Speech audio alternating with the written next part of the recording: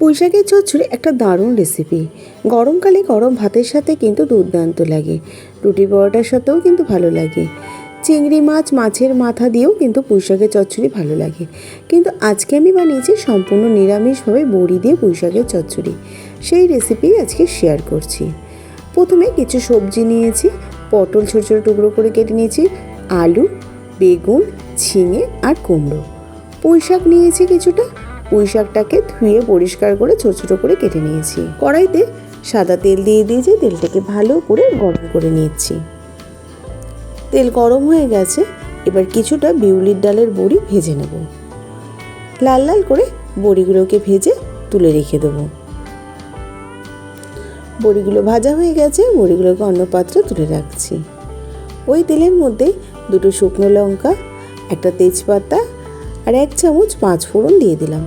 ফোড়ন থেকে একটা মিষ্টি গন্ধ বেরোতে শুরু করেছে, সেই সময় ডুমো ডুমো করে কেটে রাখা আলুটা দিয়ে দেবো।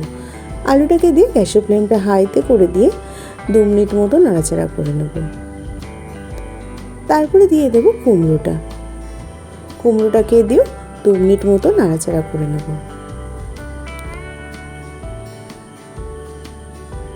2 মিনিট পরে আরও বাকি সবজিগুলো সব একবারেই দিয়ে দেবো। ঝিঙে, পটল, কুমড়ো একবারেই দিয়ে দিচ্ছি। সমস্ত কিছুকে ভালো করে নাড়াচাড়া করে নেব। গ্যাসের ফ্লেমটা কিন্তু হাইতেই রেখেছি।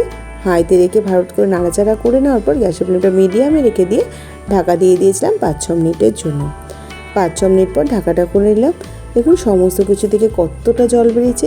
যেহেতু ঝিঙে আছে তার জন্য আর কোনো জল দেওয়ার প্রয়োজন নেই সবজিটাতে। এবার পুঁই শাকগুলো দিয়ে দিলাম, পুঁই শাক থেকেও জল বেরোবে। এবারে ভালো করে নাড়াচাড়া করে নিয়ে পরিমাণ মতো নুন আর হলুদ দিয়ে দিয়েছি। পুঁই শাকটা কিন্তু অনেকটাই শুকিয়ে যাবে, তাই নুনটা একটু বুঝে ব্যবহার করতে হবে। আর কালারের জন্য দিয়ে দিলাম 1/2 চামচ কাশ্মীরি লাল লঙ্কার গুঁড়ো। সমস্ত কিছুকে ভালো করে নাড়াচাড়া করে নিচ্ছি। গ্যাসের ফ্লেমটা মিডিয়ামে করে দিয়ে ভালো করে নাড়াচাড়া করে দিয়ে ঢাকা দিয়ে দেবো। এই রান্নাটাতে কোনো জলের প্রয়োজন নেই। সমস্ত সবজি থেকে যা জল বেরোবে তাতেই কিন্তু সবজিগুলো খুব সুন্দর সেদ্ধ হয়ে যাবে। ঢাকা দিয়ে রেখে দিয়েছিলাম 10 মিনিটের মতো। 10 মিনিট পর ঢাকাটা খুলে নিলাম। সমস্ত সবজি কিন্তু খুব সুন্দরভাবেই সেদ্ধ হয়ে গেছে, আবার কতটা জলও রয়েছে। এবার গ্যাসের ফ্লেমটা হাইতে করে দিয়ে সবজির জলটাকে ভালো করে নাড়াচাড়া করে শুকিয়ে নেব। তার মাঝখানে দুটো চেরা কাঁচা লঙ্কাও দিয়ে দেবো। আর দিয়ে দেবো আগে থেকে ভেজে রাখা বড়ি কিছুটা হাত দিয়ে ভেঙে নিয়েছি, আর কিছুটা বড়ি গোটা রেখেছি। এবার আর কিছুই না, গ্যাসের ফ্লেমটা হাইতে রেখে দিয়ে এবার জলটাকে শুকিয়ে নেওয়ার পালা। এই জলটা শুকিয়ে না নিলে জল জল থাকলে কিন্তু সবজিটা খেতে ভালো লাগবে না। যেহেতু পুঁই শাক একটু জলা সবজি, তাই জন্য জলটা কিন্তু অবশ্যই শুকিয়ে নিতে হবে। চিনি দিয়ে দিলাম 1 চামচ। যেহেতু নিরামিষ চচ্চড়ি একটু মিষ্টি না হলে ভালো লাগে না। চিংড়ি মাছ দিয়ে বা মাছের মাথা দিয়ে তো অনেক রকমভাবেই পুঁই শাক বানানো যায়, কিন্তু এইভাবে নিরামিষভাবে বানালেও কিন্তু ডালের পাতে বা ভাতের সাথে খেতে ভালো লাগে। রান্নাটা হয়ে গেছে, গ্যাসের ফ্লেমটা বন্ধ করে 5 মিনিট স্ট্যান্ডিং টাইমে রেখে দিয়ে পুঁই শাকের চচ্চড়িটা আমি সার্ভ করে দিয়েছি।